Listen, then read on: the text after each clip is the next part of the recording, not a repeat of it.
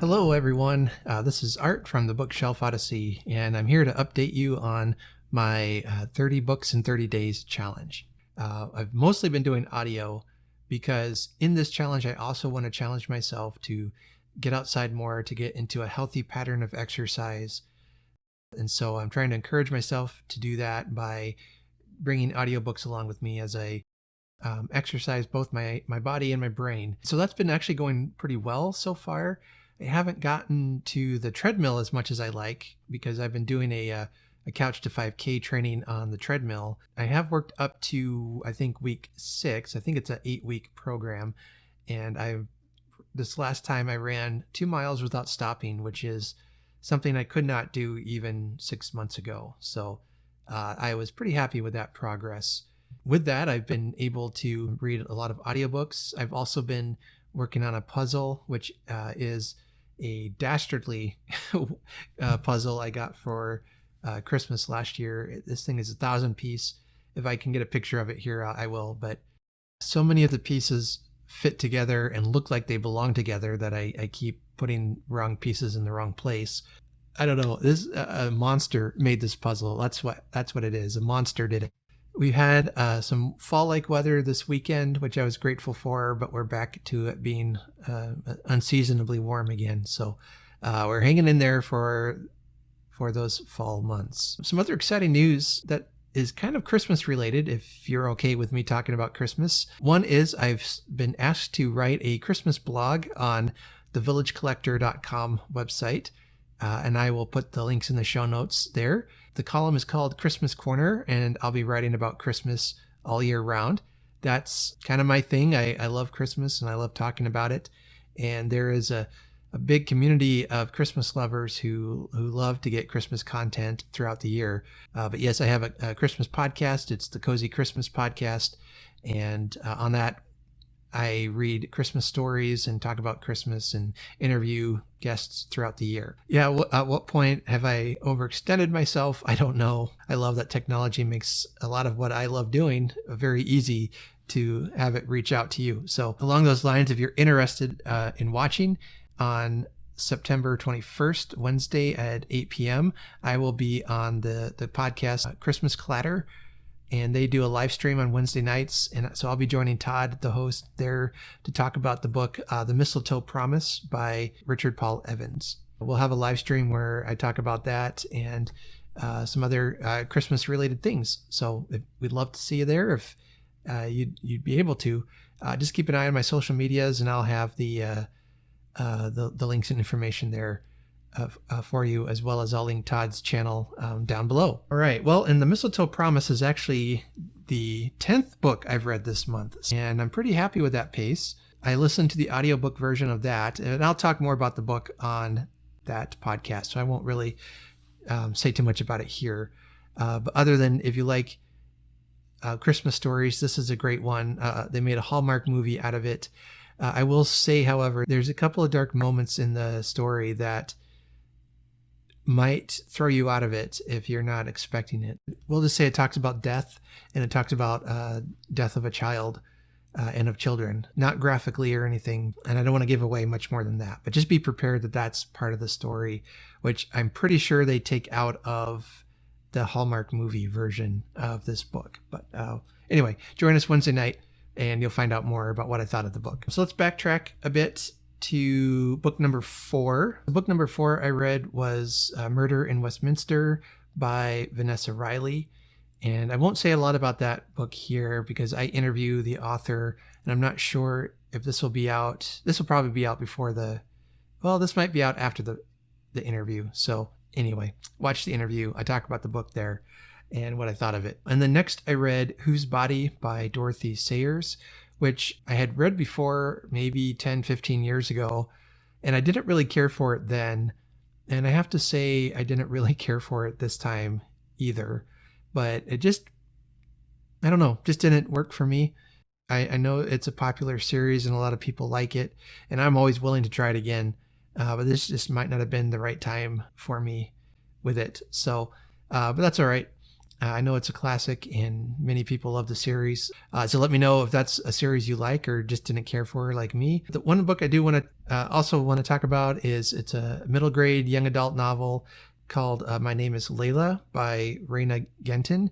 And I will be interviewing her towards the end of September about her book. The book is about the main character, Layla, who struggles with dyslexia, as well as all kinds of family drama and just the struggles of being a 13-year-old girl in 8th grade.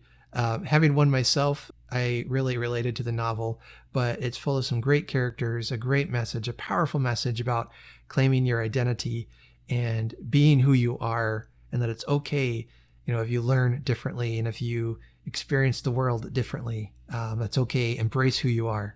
And it's a very powerful story. And I was grateful that Reyna was able to come on the podcast.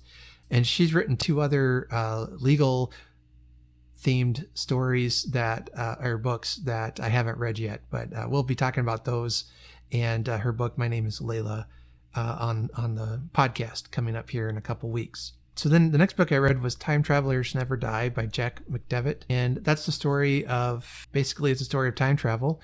An older professor figures out how to time travel and he disappears. And so one of his sons and a friend travel through time trying to find him and what happened to him. And there's a lot in the story about the physics of time travel, of the rules of time travel. And it's not that it's presented very well and entertaining and easy to understand. I love that the majority of the book are these 2 science nerds just traveling through history, saving documents that have been lost in history or witnessing major historical events. They're not trying to change history at all. And according to the rules of time travel in this universe, they can't. Whoever tries to change time ends up dying or having a heart attack. But if I had a time machine, that is exactly what I would do with it. I would travel through history and observe all of my favorite moments in history. But the very first thing I would do is go back in time to 1870 and ask Charles Dickens how in the world he was going to end the mystery of Edwin Drood. Dude, you left the story unfinished. Need to know what happens. Okay? Sorry. Anyway, that's the first stop I would make. Going on, that was a good book. I gave it a 3 or 4 stars, I think. It was good. It felt slow. It was I listened to the audiobook, but the book itself was 400 pages. It felt longer than that, to be honest, but I enjoyed it. I enjoyed it very much. It was I hadn't read a good time travel story in a while, and I liked that one. Keeping with science fiction themed, I'm kind of on a science fiction kick right now. I read Light Years from Home by Chen, and this book was so well written, so good. It's the story of a father and son who disappeared like 15 years ago. The father was found within a couple of days, but the son never was discovered. And the father said they were kidnapped by aliens. And that was and he stuck with that story throughout all the intervening years.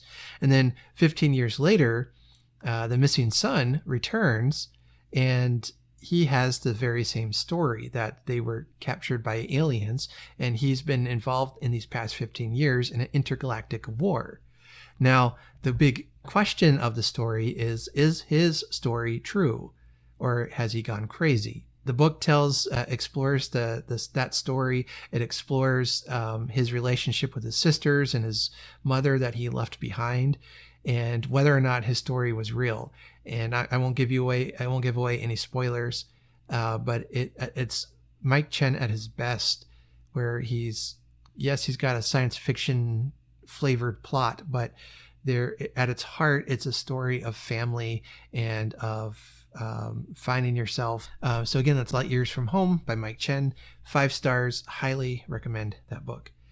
And then I read Interference by Brad Parks, which is kind of a science fiction mystery about a man named Matt Bronick, who is a quantum physicist, and he may have created some kind of quantum virus, which sounds bad.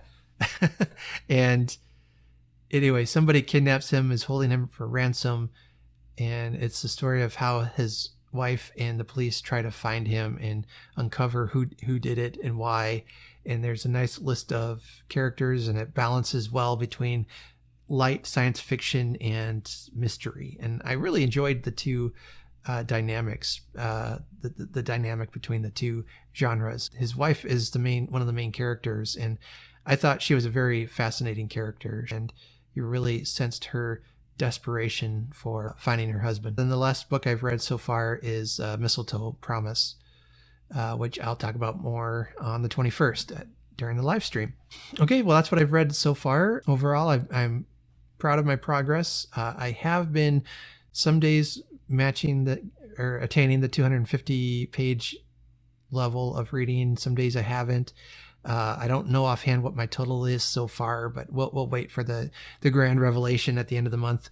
I do feel like I'm cheating a little bit because I'm using audiobooks mostly, but I know I couldn't read the words that quickly. My wife gave me a game-changing hack when it comes to listening to audiobooks, and that is speeding up the listening rate if you're able. I can speed it up pretty quick and still listen and comprehend the story. That's helped me get through a lot of books a lot quicker while still being able to enjoy the story.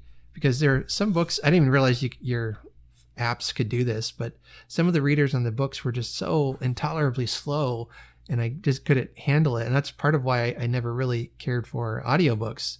And then a couple of years ago, my wife tells me, well, why don't you just speed up the reading pace a little bit? Once I figured out how to do that, that changed everything. And I've never looked back.